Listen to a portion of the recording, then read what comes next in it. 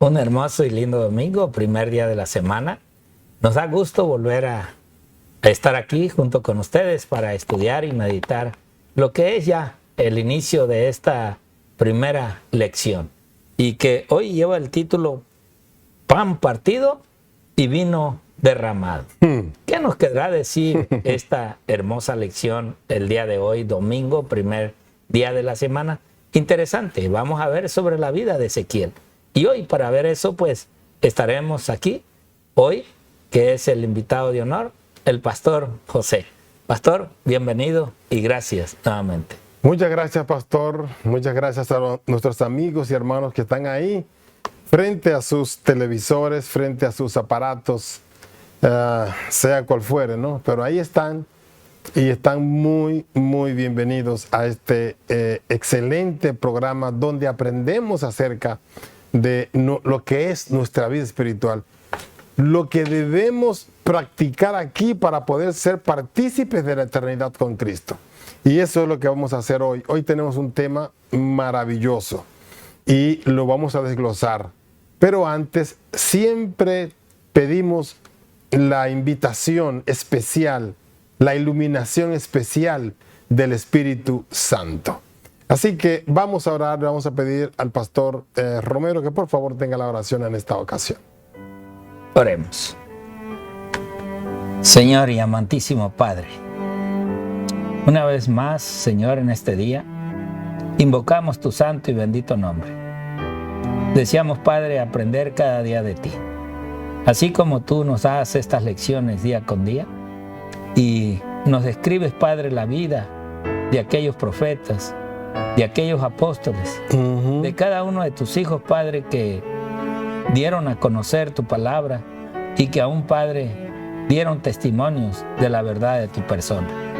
Por eso, Padre, hoy invocamos tu santo y bendito nombre para que, Señor, nos des el discernimiento de comprender y entender, Padre, cómo muchas veces tenemos que partirnos como el pan para dar a conocer y dar sabor a aquellos que están buscándote.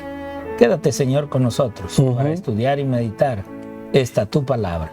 Te lo pedimos, te lo suplicamos, en ese precioso nombre que es sobre todo nombre, en el nombre de tu Hijo Cristo Jesús. Amén, Amén. Señor. Amén. Amén. Muchas gracias. Muy bien, vamos a entender un poco ahora lo que es esta lección de hoy que se llama Pan partido, vino derramado. ¿Qué significará eso? Pero tenemos muchos ejemplos en la Biblia y tenemos lo que Dios realmente quiere hacer con esas personas que son maltratadas. Y yo pudiera pensar también de que el escritor del folleto pensó en lo que hizo Jesús ese último día con los discípulos. Y él dijo, el que toma mi sangre, el que toma mi cuerpo, que simboliza el pan, y también el que bebe mi sangre por el vino. La situación que Jesús decía no era una situación de que hay que comérselo y masticarlo con los dientes, sino era mucho más allá. Y eso es también lo que el escritor del folleto está enfatizando aquí, la vida que llevamos en la iglesia, la vida que llevan los que llevan este mensaje. Aunque muchos creen que el pastor o el laico o el predicador común, el que entra a la iglesia o el director de algún departamento, no trabaja, llevan una supercarga. Una supercarga. Y nosotros podemos aquí ver lo que Dios quiere hacer. Muchas veces Dios tiene que tomar actitud y permitir cosas, pero siempre en esos momentos difíciles Dios ahí está. ¿Ven? Y ahí está el caso de Moisés. Moisés fue un hombre que realmente fue partido. Y fue partido de una manera exagerada con las críticas y los chismes que el pueblo llevaba. A pesar de que era el líder, a pesar de que era el hombre que directamente hablaba con Dios en el monte, donde quiera, el hombre que vieron su rostro iluminado, como quiera fue partido y derramado por los chismes, las críticas, y no hay cosa que desanime mucho a una persona de Dios, a uno que está dando prácticamente su vida, poniendo todo en riesgo por la iglesia, por los hermanos, por la salvación de muchas personas, ser duramente criticado. Incluso por personas que solamente lo hacen por criticar, no porque es real lo que está pasando. Se imaginan cosas. Y eso es. Pero Dios tiene siempre una forma. ¿Ve? Dios siempre tiene un medio. Dios siempre advierte. Por un ejemplo, Amós, capítulo 4. Amós 4:7. Que nos dice, cuando nos dice ahí que Dios lo que hace es que al profeta primeramente lo advierte, y cuando lo advierte es para que entienda el mensaje que Dios quiere dar. Dios no deja a sus profetas y a su pueblo sin razonamiento, sin ver las cosas como son.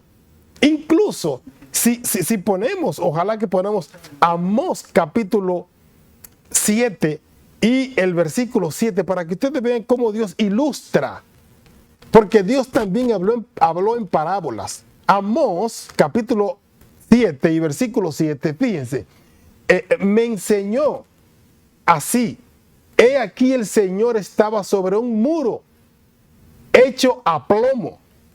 ¿Ven? Y ustedes verán lo que significa la palabra plomo. ¿Ven? Y en su mano una plomada de albañil. Ya ahí nos dice. Pero ahora el versículo 8, fíjense que dice. Dice muy claro: Jehová entonces me dijo, dice el profeta, ¿qué ves, Amós? Y dije, una plomada de albañil. Y el Señor dijo, he aquí yo pongo plomada de albañil en medio de mi pueblo Israel, no lo toleraré más. O sea, el Señor está dando una advertencia. Y finalmente el 9, para entonces comentar todo el cuadro, dice: los lugares altos de Isaac serán destruidos, y los santuarios de Israel serán asolados, y me levantaré con espada sobre la casa de Jeroboam. O sea que Dios está dando una advertencia realmente. ¿Ven? Y cuando dice de plomada, cuando un albañil hace una pared o hace algo y no le pone el nivel, no le pone a ver si la columna está recta, no le pone una plomada, es un plomo. Los que saben de albañilería y de construcción saben de qué estoy hablando, pero es una plomada, es para que las cosas estén derechas, para que las cosas estén bien, lo torcido se arregle. ¿Ven?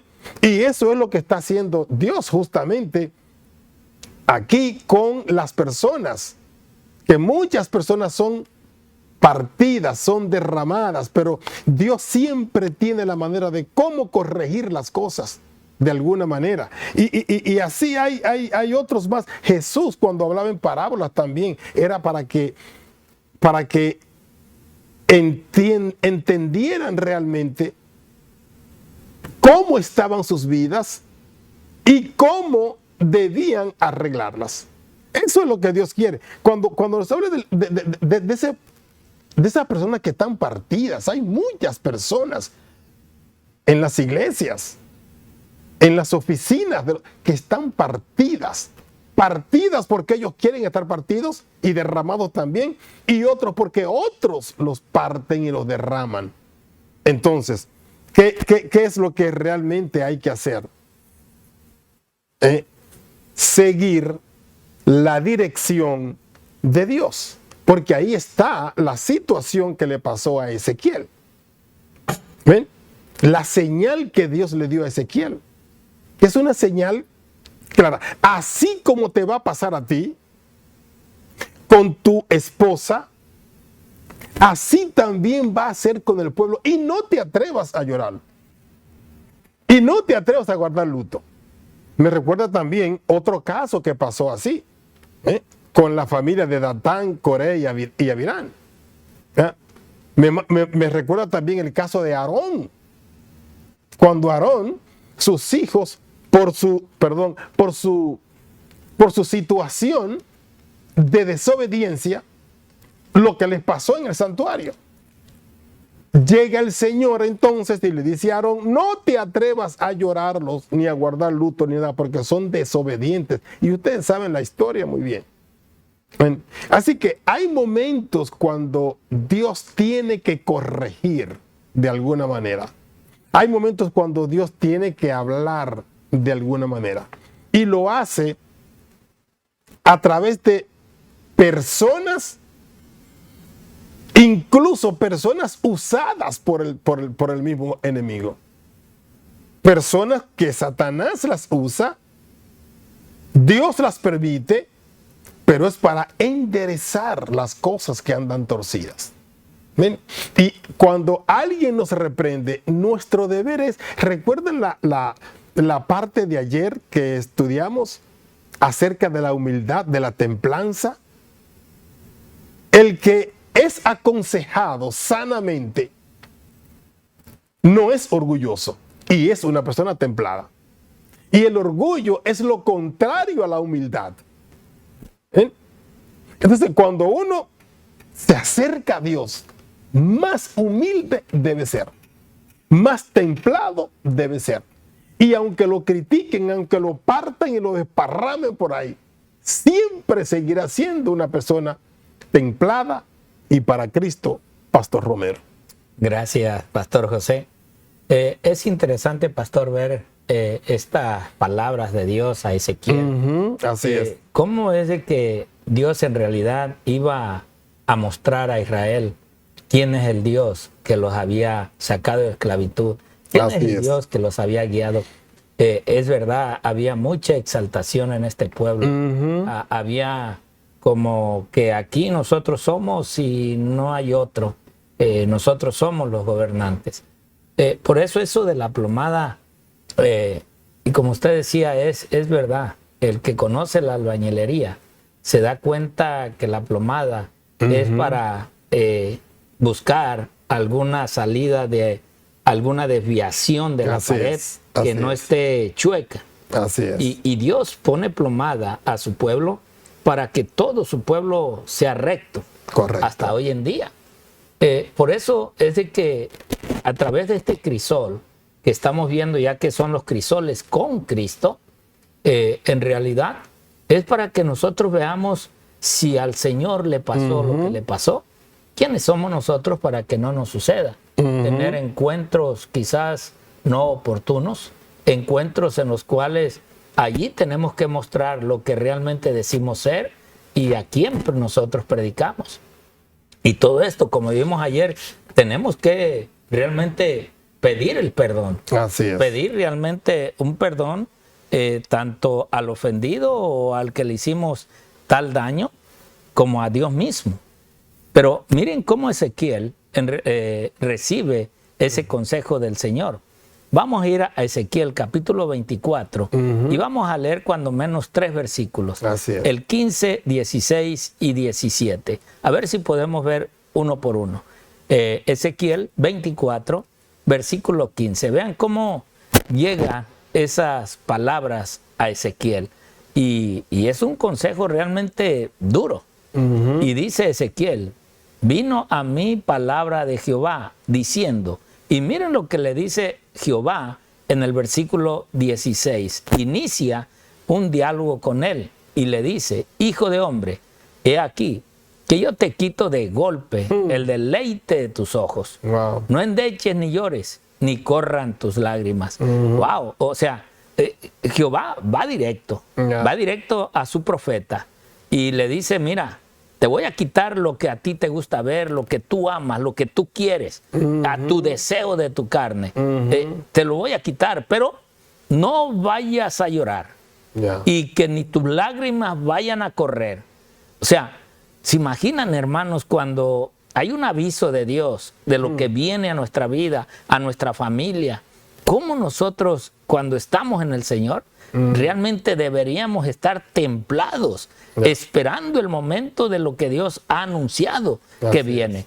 Y estamos preparados realmente para decir, Señor, venga lo que venga, estoy preparadito. La verdad es que todavía no hemos sido templados, estamos pasando a través de los crisoles, pero todavía como que ese temple que necesitamos no ha llegado, todavía estamos frágiles, todavía nos podemos curviar. ¿Por qué? Porque no hay esa templanza en nuestro carácter y que hoy en día necesitamos tenerlo. Miren lo que dice el versículo 17. Miren cómo Dios le termina diciendo, cuando menos hasta el versículo 17. Él dice, reprime el suspirar. No hagas luto de mortuorios. Ata tu turbante sobre ti y pon tus zapatos en tus pies. Y no te cubras con rebozo, ni comas pan de enlutados. O sea, está hablando realmente de la pérdida que iba a tener Ezequiel. Pero esto, si nosotros leemos todo el capítulo, pues nos vamos a dar cuenta que realmente era una profecía también para el pueblo de Dios, en lo cual ellos iban a pasar, iban a sufrir. Y por eso, hermanos, es que a través de los crisoles que hoy estamos viviendo, Dios nos quiere templar. Pero hoy no todos podemos aguantar a veces ese crisol, no todos. Pero si queremos un día estar ante la presencia de Dios, hermanos, tenemos que pasarlos. Y lo único que si algo hemos fallado, yo creo, y mi pensar es de que en realidad tenemos que ir al que hemos ofendido y tenemos que pedir ese perdón o ese ejemplo de lo que decimos ser y no lo somos. Dice ella en el libro El deseado de todas las gentes, en la página 286, dice, 268, perdón, los que revelan el espíritu manso y humilde de Cristo son considerados tiernamente por Dios. Vean cómo Dios nos ve cuando realmente hacemos esa humildad, esa bondad de Dios. El mundo puede mirarlos con desprecio, pero son de gran valor ante los ojos de Dios. Sí, porque el mundo no entiende la humildad, no entiende el amor.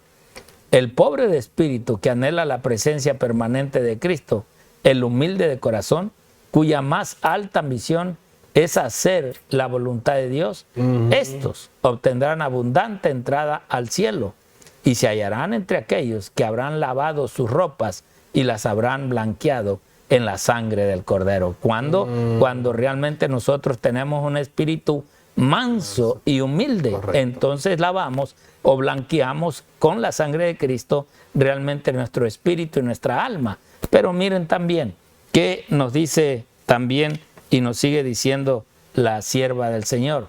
Dice nuevamente este libro, el que bajo un ultraje o la crueldad no conserva un espíritu confiado y sereno, despoja a Dios de su derecho a revelar en él su propia perfección de carácter. ¿Se imaginan cómo nosotros a veces ofendemos a Dios o ponemos a Dios en mal con otros? Tremendo. ¿Por qué? Todo por nuestro carácter, todo porque nosotros aún predicamos, pero no estamos viviendo lo que debemos de vivir. La humildad de corazón es la fuerza que da la victoria a los discípulos de Cristo. Es la prenda de su relación con los astros celestiales. O sea, todos nuestros actos, todas nuestras palabras dicen claramente al otro o al prójimo quiénes nosotros somos y a quién nosotros, de quién nosotros dependemos, a dónde queremos ir. Y la última cita que tenemos, en realidad, nos sigue diciendo ella, Dios honró a Moisés en extremo, concediéndole el privilegio de hablar con él cara a cara, como un hombre habla con un amigo. Le fue permitido ver la brillante luz y la excelsa gloria que envuelve al Padre. Por medio de Moisés, libró el Señor a los hijos de Israel de la esclavitud de Egipto. Y fue Moisés, un mediador entre Dios y su pueblo, y a menudo se interpuso entre ellos y la ira del Señor. Ahora nos sigue diciendo también esta misma lectura o este mismo libro. Dice así: cuando Dios se irritó en extremo contra Israel por su incredulidad, sus murmuraciones y sus horrendos pecados, fue probado el amor de Moisés por los israelitas. Dios se propuso a destruir al pueblo de Israel y hacer de la posteridad de Moisés una nación poderosa. Pero el profeta demostró su amor por Israel, intercediendo fervorosamente por ese pueblo. En su angustia suplicó a Dios que borrase su nombre de su libro o que aplacara su ira y perdonase a Israel. ¡Wow! Cuán interesante la enseñanza sobre este título, Pan Partido. Hermanos, en realidad que nosotros tenemos mucho que hacer todavía en nuestro carácter y en nuestra vida. Hay mucho trabajo que tenemos que hacer para templarnos realmente a lo que esperamos, a lo que viene y lo que puede estar sucediendo en nuestra vida.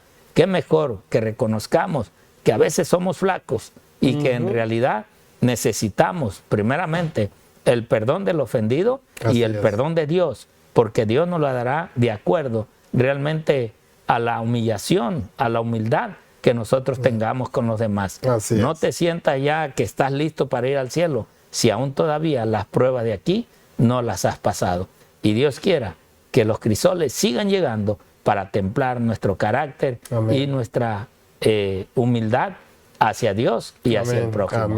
Dios te bendiga y el Señor te guarde. Hasta mañana.